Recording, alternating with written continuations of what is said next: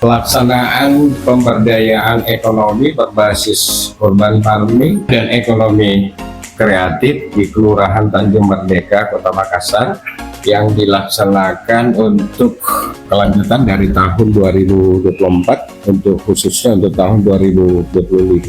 Pertama, lebih fokus ke arah pengembangan produktivitas dan manajemen tata kelola usaha ekonomi masyarakat yang sudah dikembangkan oleh mitra yang kami fasilitasi dan dampingi. Berbagai hal tentu sudah mulai menunjukkan hasil yang positif dari kondisi awal sejak kami fasilitasi di tahun 2024, dan di tahun 2025 ini sudah dilakukan upaya-upaya diversifikasi usaha.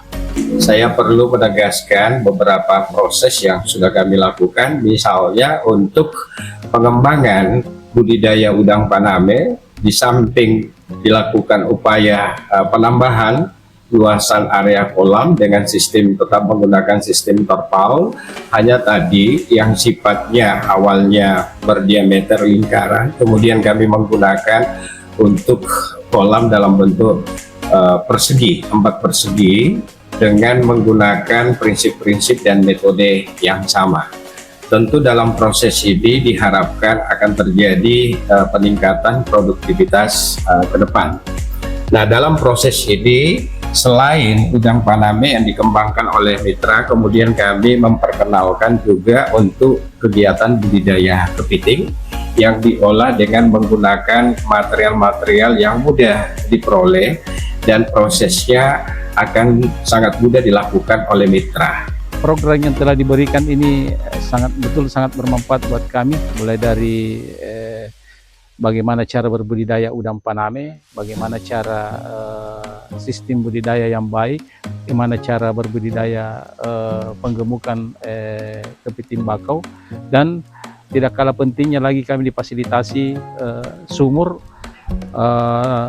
air yang mana itu adalah penunjang daripada budidaya kami. Alhamdulillah dengan adanya pendampingan dari Universitas Usua, karena hidroponik sudah saya anggap sudah bisa, anggota kami sudah bisa, maka kami ada lagi dengan ayam petelur. Ini berkat semua dari pendampingan dari Universitas Usua. Selanjutnya, untuk proses yang dilakukan pada pengembangan urban farming dengan model sistem hidroponik juga dikembangkan untuk peningkatan produktivitasnya ke arah peternakan, khususnya untuk peternakan ayam petelur. Ke depan integrasikan dengan program strategis dari pemerintah, terutama untuk mendukung MBG, dalam artian bahwa produktivitas dari hasil hidroponik yang ada akan memenuhi unsur gizi yang diperlukan oleh masyarakat, baik sumber protein yang dihasilkan dari ayam petelur, termasuk dari hasil budidaya kepiting nanti yang akan diperoleh. Selanjutnya, beberapa hal juga yang kami lakukan, bagaimana mekanisme pemberdayaan ini ketika produktivitas mengalami proses peningkatan yang signifikan, kemudian kami dorong ke